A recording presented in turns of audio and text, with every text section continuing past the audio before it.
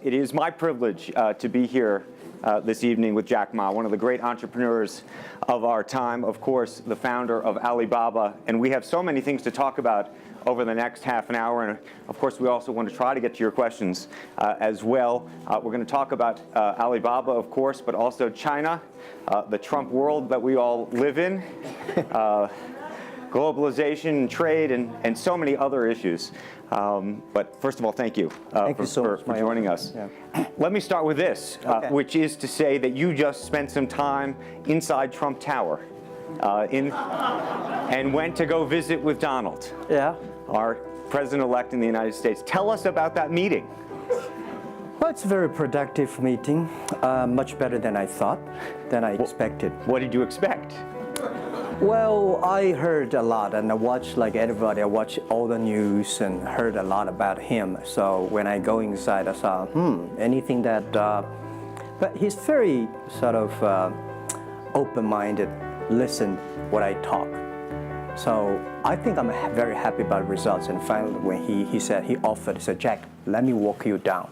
So it seems he's very happy about the results we had. Can I ask, how does a meeting like that happen? Do you call him? Does he call you? Well, how does this take place? Well, that's the question I'm asking myself. Because someday I got some requests from people say, Jack, do you want a meeting the president-elect? I say, is that true or not? Because I'm not ready for that. Because I don't know what to talk about. And then a few days later, I got another request. I got several requests, and then I saw one email with a friend, and it's very sort of specific. I thought about it. I think, yes, maybe I should go and have a talk.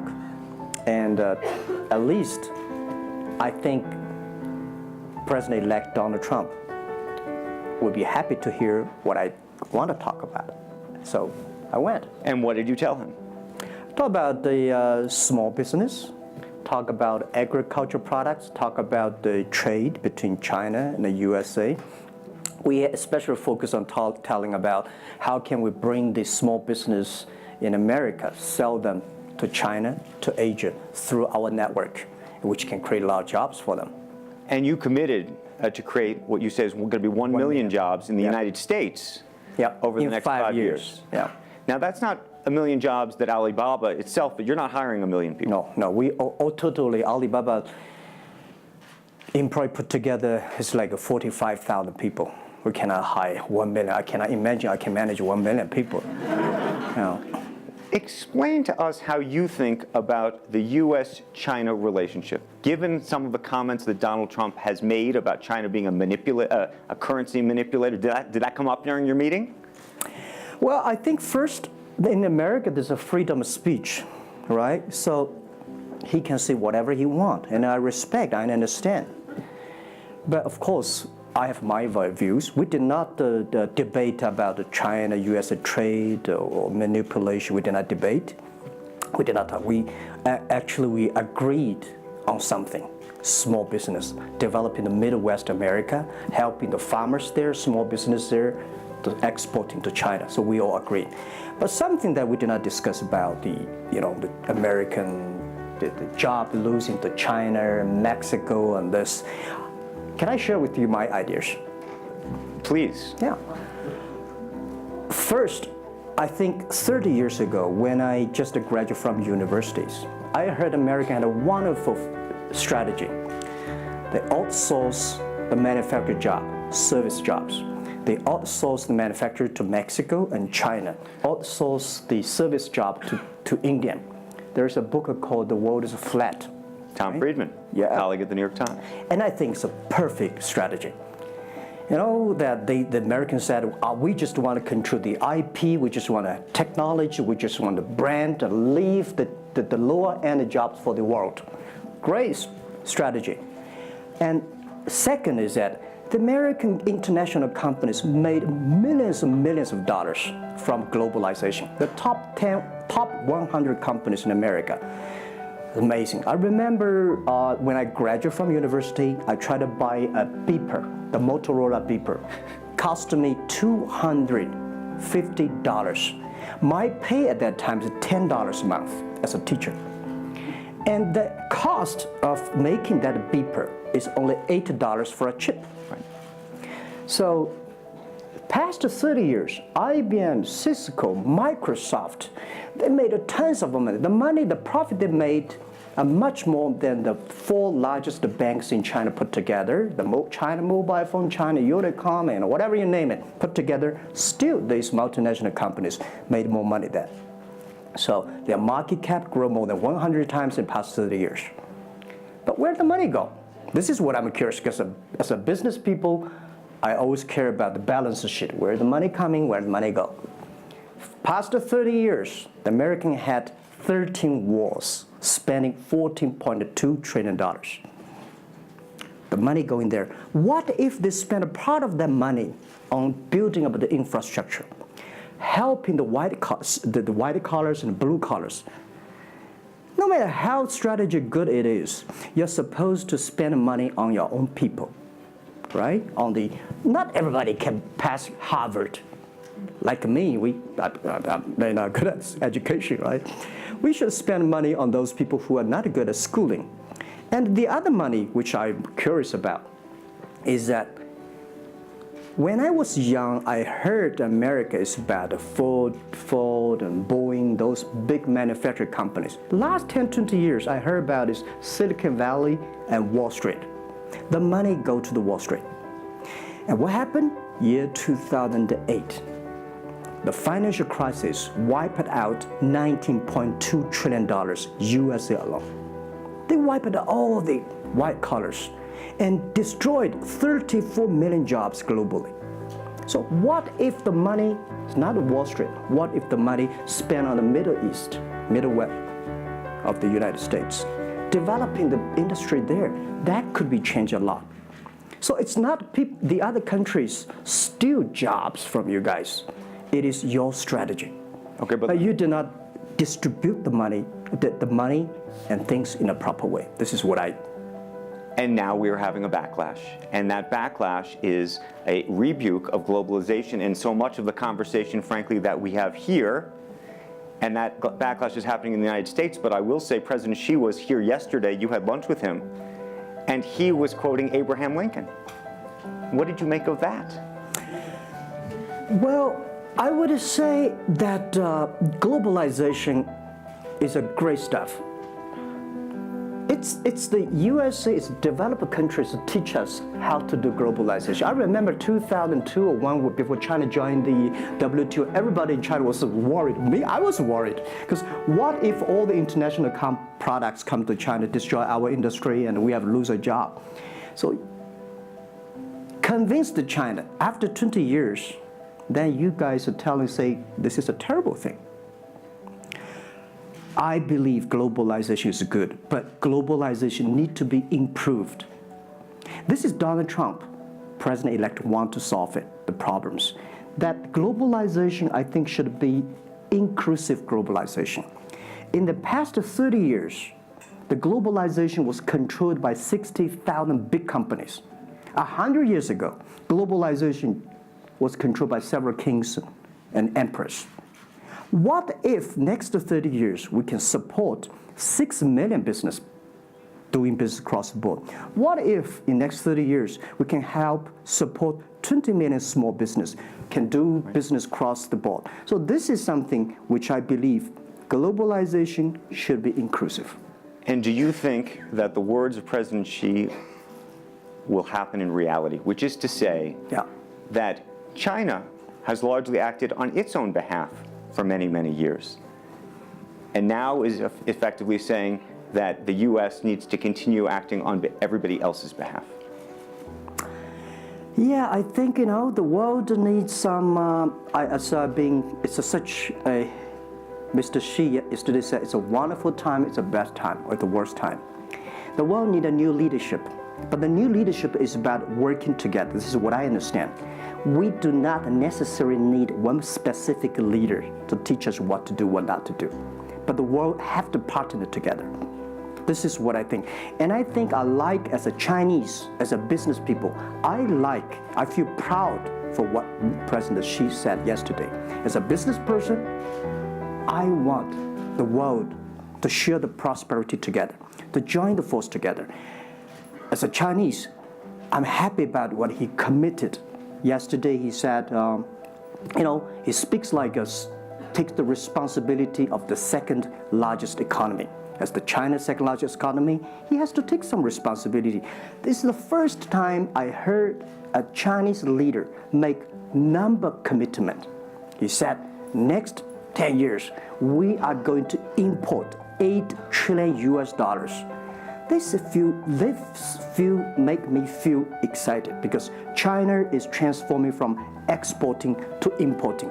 If there's a concrete number, if we can fulfill it, this is going to be huge change to the China and to the world. But don't you think that it's easier today for China to be interested in globalization because of the benefits that can accrue to China because you're continuing to develop than it is for countries that are, quote unquote, developed? Well, first, the WTO rule is not designed by China. It's not made by China. I will say there's something that I want to change. The WTO is designed, a lot of rules designed for big companies in the past 30 years, and only big companies can do it. And China definitely benefit a lot from opening. I think China should learn one thing, that we grow in the past 30 years, it's because we open to the world. If we continue to open to the world, not fully. Okay. An American business that wants to effectively go into business in China has a very difficult time, has to partner effectively with a company that's there already. This is why I said China has problems too. The world has problems. And China definitely has a lot of problems. China should open, should be more confidence. This is what I feel yesterday. I feel the confidence of Mr. Xi that he is ready to open more to the world. This is what I suggest, that we should solve the problem by business community, right, by negotiation. WTO, China joined WTO for like 20 years or 70 years. I don't know the number, but the past 2 years, that I think we as a business, we as a country, we as the world, we have to review something. Right. But not because unbalanced things, we stop it. You've been calling for something called EWTP. Yeah. What is that? This is what I would talk about, is that the WTO was great, but they mainly designed for developed countries, big companies. There's no opportunity for small business. We want to build up an electronic world trade platform to support young people, small business, thanks through mobile phones, internet, they can sell and buy across the board. And the other thing is that WTO is a very interesting organization. When you put the Doha round, when you put 200 government officers in one room, ask them to agree on something, it's impossible. I can never imagine that they can agree on something together. Business should be designed by business people. So we believe EWTP should be something that the business people sit down together, agree on something, negotiate on something, and get endorsement from the government. I want to talk a little bit about Alibaba and the model itself, because I think for many in the West, if you will, they don't necessarily understand it. And to the extent that Unfortunately, the extent that I could try to compare it to Amazon, which I know you think is an unfair comparison, one of the things that's so fascinating to me is that Amazon and Jeff Bezos have pursued what might be described as a very asset-heavy business model. They're buying airplanes. They want to own the entire supply chain from beginning to end. And Alibaba has effectively an asset-light business. It is very much, in terms of the retail piece of this, the opposite. You don't want to own the warehouses. You don't want to own the logistics companies. How do you think about that? Is Jeff Bezos right, or are you right? And is there going to be a meeting in the middle? I hope both are right. And because the world can never have one model. If the world has only one correct model, the world is too boring. Right? We need to have all kinds of models. And the people who do the model should believe in the model. And I believe what I do. Right? The difference between Amazon and us. Amazon is more like an empire. Everything they should control themselves, buy and sell. And our philosophy is that we want to be an ecosystem. Our philosophy is to empower others to sell, empower others to service, empower making sure the other people are more powerful than us, making sure with our technology, our innovation, our partners, our 10 million small business sellers, they can compete with Microsoft, IBM. Our philosophy is that we think using internet technology, we can make every company become Amazon. Remember one thing, today for our sales, our GMV last year is more than 550 billion US dollars.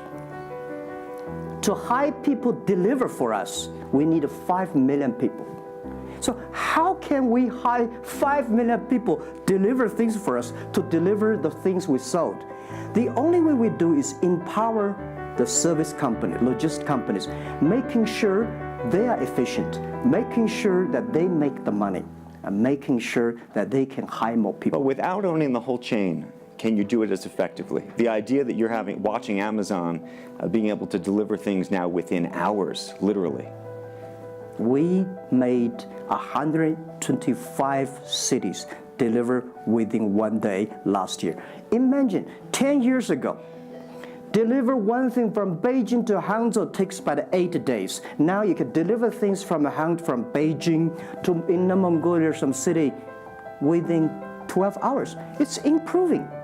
You can never expect these things happen within 24 hours. We have patience. So I think, can you imagine that within the 11/11 Singles Day, we sold $17 billion. And by delivering more than 600 million packages within 3 days. This is happening. And this is what we feel proud of. It's not how much money we make. It's not how powerful we are. We think because of the technology, we can make the technology very inclusive, that every small companies can use it. This is my dream, because I started my first business in 1992 in China as a small business. In order to borrow money, 5,000 US dollars from bank, took me 3 months to acquire, still failed. So difficult to be a small business. Today, with the technology, we can empower them. This is something I want to do. One of the critiques, as you know, and it continues to linger around Alibaba, is the piracy issue. There's an IP issue, and it's an issue all over China, but you take the brunt of a lot of it. Yeah. How much progress have you made in your mind, and how do you think about some of the regulatory bodies in other countries, including the US, that continue to criticize Alibaba for these issues? First, when we start do this business, as a business like this size, you have to take all the criticism. You have to listen what is right, what is wrong. And second, as an e-commerce, when you put 10 million small business, empower them to sell. We do not like Amazon buy. We cannot check. Even you buy, when you buy $55 trillion or $550 billion, you cannot check every product. So the model itself and the e-commerce itself may have a lot of these flaws.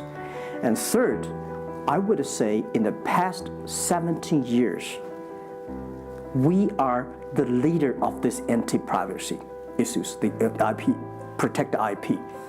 But the second, we are internet companies. We do not have the law enforcement. We find this guy is selling cheap, fake products. We delete them. We cannot arrest them. But we had a huge progress. Last year alone, we put 400 people into jails. We deleted 370 million fake products listing on our site.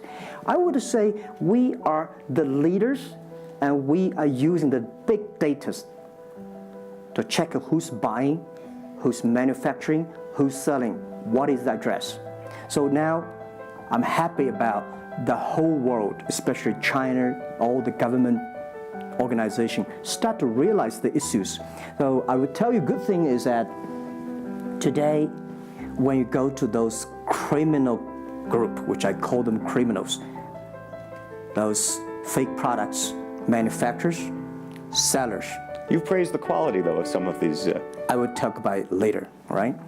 Those criminals said they can go anywhere but not Taobao and Tmall, because using our data, we trace where they are, who they are, what's the address, what the amount.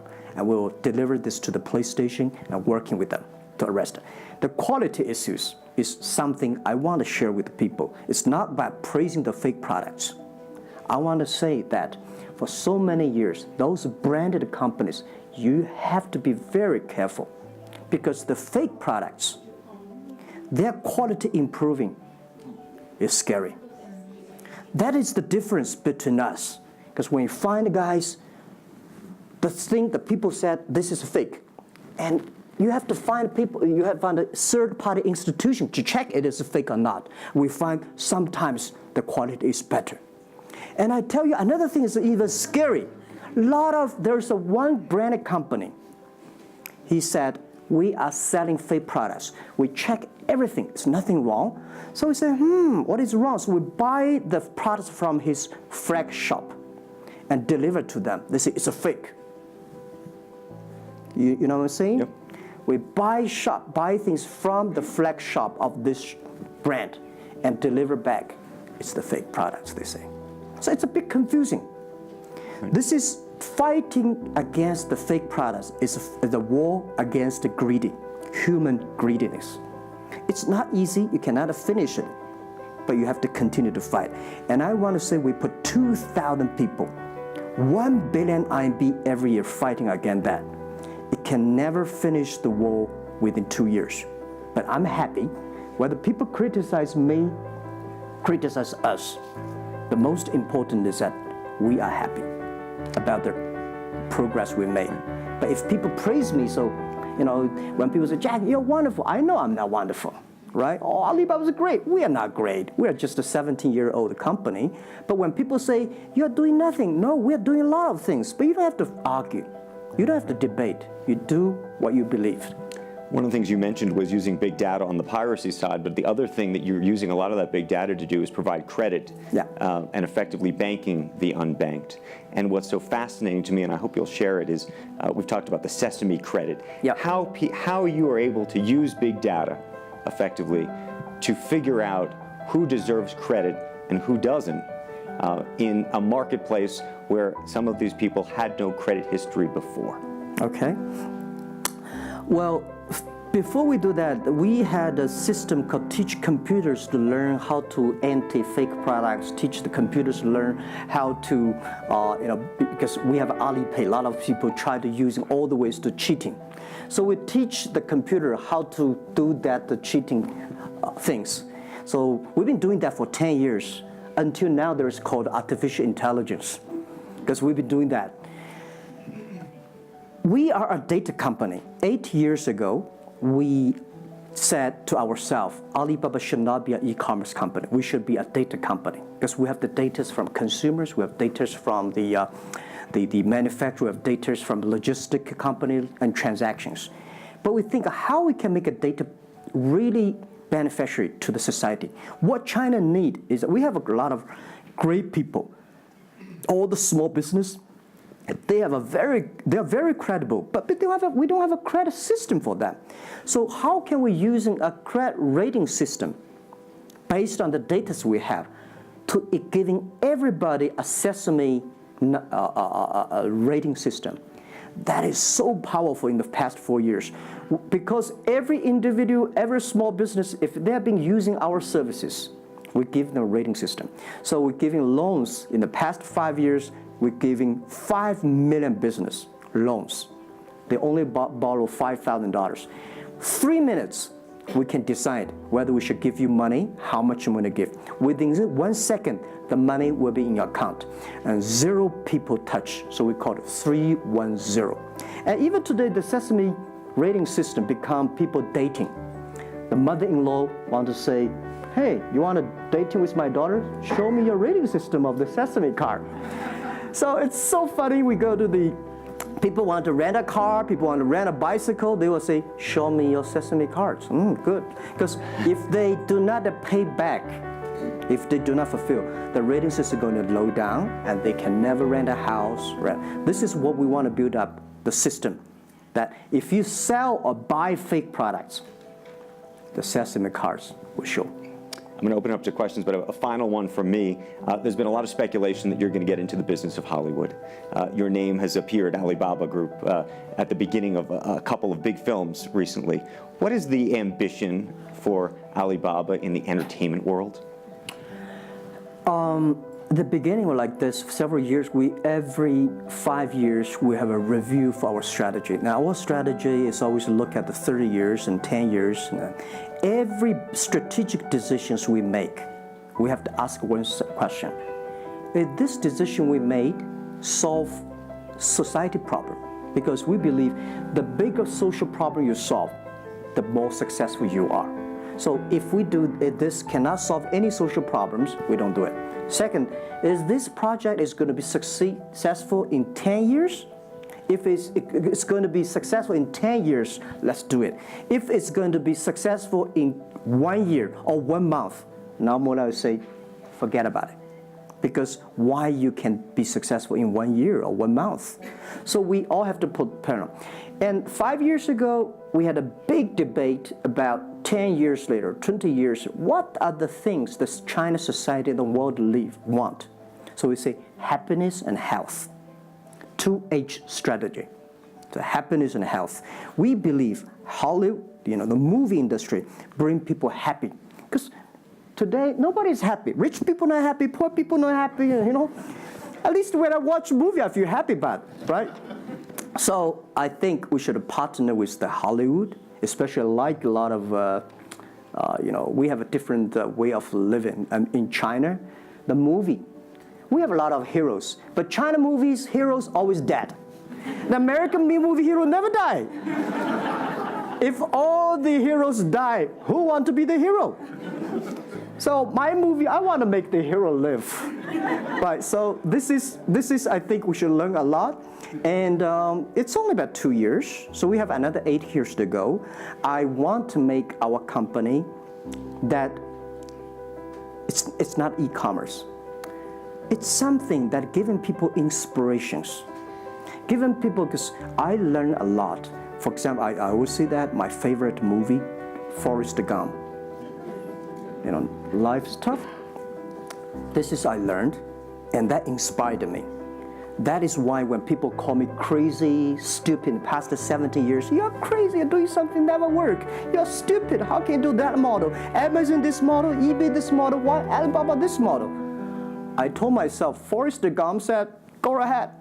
Never care about what the other people. And the other thing, Forrest Gump said, nobody make money out of the catching whales. People make money by catching shrimps. So we serve small business. Fair enough. Jack Ma, we should probably end it there because we're going to run out of time, but I thank you. Thank you so much for the conversation. I promised we'd sneak in a question or two, and we literally have 2 minutes, and they're going to get upset with me. If you have a question, and we're going to, I got to beg you to do it within literally, a second, so go for it right there. Okay, another to say that China and US is going to have a trade war. But if the Trump administration gets tougher on China in terms of trade agreement, is that going to hurt Alibaba? Well, I don't think so. I think China and the US should never have a trade war. We'll never have a trade war. And I think we should give President-elect Donald Trump some time. And he's open-minded, he's listening. And I think the war, it's so easy to launch a war, but it's so difficult, almost impossible sometimes to terminate a war. Iraq war, Afghanistan war, is that finished? No. Trade war, I believe one thing, when trade stops, the world starts. Trade is something that people start to communicate. Trade is something people exchange culture and value. And I will be happy if China and USA agree on something and Alibaba business model destroyed. I would destroy Alibaba model by stopping the war between. Because how can you imagine the first largest economy of the world, second largest economy of the world, have a trade war? It's going to be a disaster for two countries and for the world. If anybody can do something to stop it, do anything to stop it. Did you have a reaction to Trump and the situation with Taiwan and how he's thinking about that? Well, Taiwan, I think this is not something about the government. This is not something about business. It's something about the people. If the Taiwan issue is the population, if you do Taiwan issue, it's like against 1.4 billion people. So this is another issue. So we're talking about trade. We're not talking about Taiwan. Very politic. Let's take one final question if we can. I think we can steal one more in. Yes, sir, right there. I'm not a politician. I try to This speak is like me, this. a credit store. How do you assure you are not messing up with people's life and you are not dictating the whole, credit kingdom or the system? Because now you are the decision makers, you are the rule makers. Okay. First, I'm not sure. People say, oh, this is uncertain world. Every day is uncertain. The only certain day was yesterday. I'm not sure about that in the future I will dictate, I will be stupid. That's why I should retire early when I'm young. That is why I have a lot of things that I dream I want to do. I want to do philanthropy, I want to be a teacher, I want to go back to school, I want to do the environment. And the world is so wonderful. Why should I be the CEO of Alibaba all the time? I'm coming to this world not to work. I want to come to this world to enjoy my life. I don't want to die in my office. I want to die on the beaches. It's a wonderful message. Jack Ma, thank you for the conversation. Well, can I say one last sentence? Yes, please, please.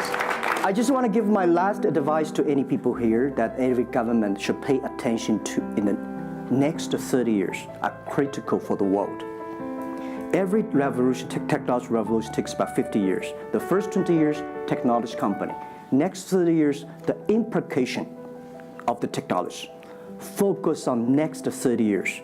The first 20 years, eBay, Amazon, Facebook, Alibaba, Google. Good.